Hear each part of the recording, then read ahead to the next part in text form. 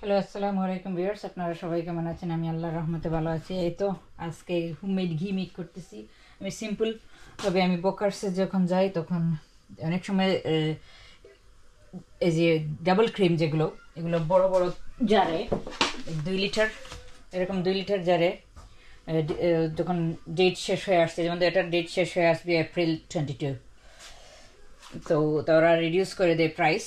899-এর 849-এর এটা আমি 382, অনেক সময় 75 PA পাওয়া যায়। যেমন ধরো আগামীকালকে ওরা আরও একটু রিডিউস করবে, আমি যাব না আগামীকাল, তা না হলে আরও এটা নিয়ে আসতাম। ইজি মেক করা যায় ঘি। এটাকে আমি উইস্ক করে নিয়ে একদম বাটার মেক করব। বাটারটাকে ঠান্ডা পানিতে ধুয়ে আমি জাল করে নেব। জাল করে নিলেই আমাদের হোমমেড ঘি হয়ে যায়। তো আমি 4 লিটার ইয়ে দিয়ে করতেছি, দেখা যাক কতটুকু হয় আমার। এই যে দেখেন ঘন হয়ে আসছে। এভাবে করতে করতে অনেকক্ষণ করা লাগে, কিন্তু হার্ড আছে এভাবে ঘি তুলা। এই তো, আর এখানে আমি চালের গুঁড়ো করে রেখেছি। আজকে কোটা আমাদের সিলেটের চই পিঠা বা মেড়া পিঠা বানাবো। আর গুঁড়ো এভাবে এভাবে মেক করে রেখে দেই, যখন ইচ্ছা তখন বানানো যায় চালের গুঁড়ো দিয়ে। তো আমি এটা ভালোভাবে উইস্ক করে নিই। এই যে সব এমন সুন্দরভাবে ক্রিমটা ঠিক হয়ে আসবে, তারপর এটা থেকে পানি বের হয়ে বাটার পরিণত হবে আস্তে আস্তে।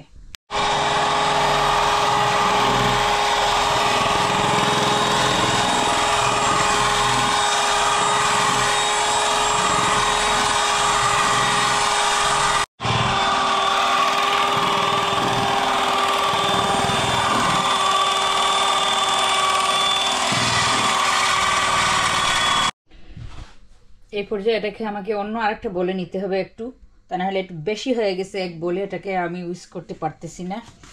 ছোট আরেকটা বলে নিয়ে নিচ্ছি। কটেজ ক্রিমের মতো হয়ে গেছে। এখন এটাকে আবারও ইউজ করব, তখন এটা থেকে পানি বের হয়ে বাটারটা দলা হয়ে যাবে। এই যে দেখেন এটার স্ট্রাকচারটা কিভাবে হয়েছে। এটা থেকে কিন্তু পানি বেরোনো শুরু হয়ে গেছে। আর একটু করলেই পানি বের হয়ে যাবে, আমি আপনাদেরকে দেখাচ্ছি। আর 5 মিনিট করলে এটা থেকে পানি বের হয়ে যাবে।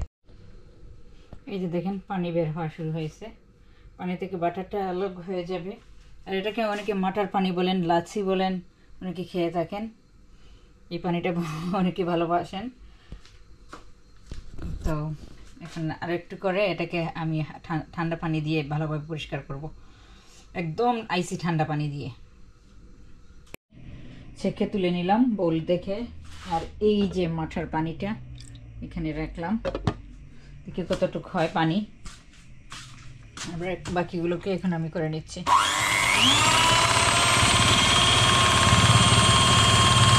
ভরে একাকার হয়ে গেছে, মেস হয়ে গেছে। এটাকে মুছতে হবে, আমার পরিষ্কার করতে হবে আগে। তো এটা থেকে পানিটা বের করে নেই, পানি থেকে এটাকে সরিয়ে নেই, আলাদা করে নেই, তারপরে দেখাচ্ছি আপনাদের কতটুকু হয়েছে। বাটারটাকে এভাবে হাত দিয়ে এভাবে ধুতে হবে একদম ঠান্ডা পানি দিয়ে।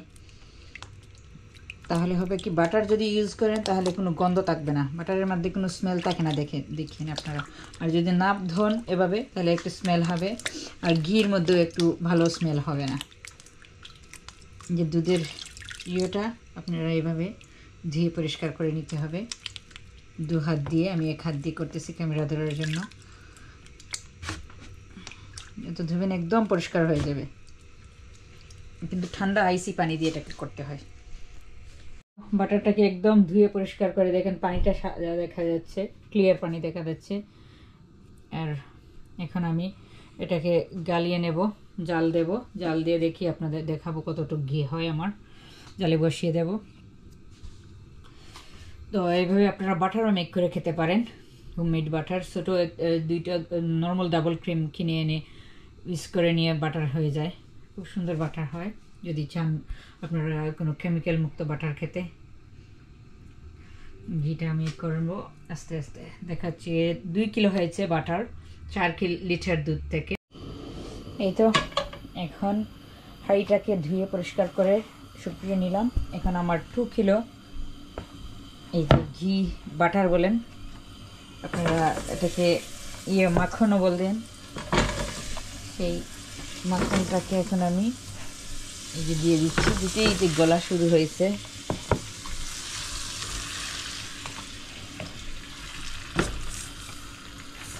সবগুলো মাখন কিন্তু এভাবে আমি এটার ভিতর দিয়ে দেব। জানি না কতটুকু হবে, যদি বেশি হয়ে যায় ডর করে।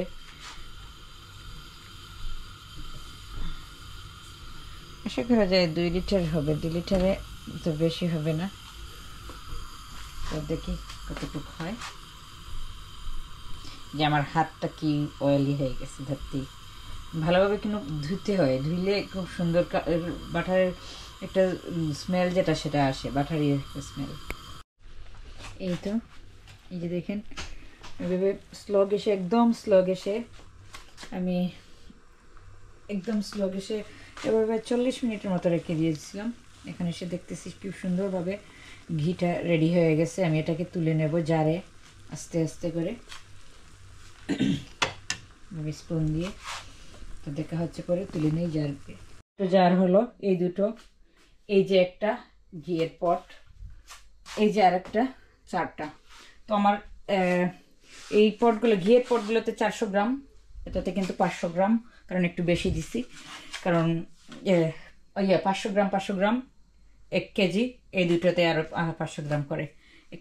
এটা কিন্তু বেশি, এটাতে কেমন, এটা কিন্তু 500 গ্রামের জার, এটাও কিন্তু 500 গ্রামের জার, ডিফারেন্ট শেপের জন্য। তো আপনারা ট্রাই করে দেখেন এভাবে ঘি তুলে। ফ্রেশ ঘিয়ের আলাদাই একটা টেস্ট, আর ঘরের ঘিয়ে কিন্তু ক্ষতি করে না। আমার বাচ্চাদের সব থেকে কিনে আনা গিয়ে ক্ষতি করে, কিন্তু ঘরেরটাতে দিয়ে কুক করলে কোনো ধরনের ক্ষতি হয় না। এই জন্য আমি এটাকেই প্রিপেয়ার করি, একটু কষ্ট করে হলেও এটা আমি তুলে নেই।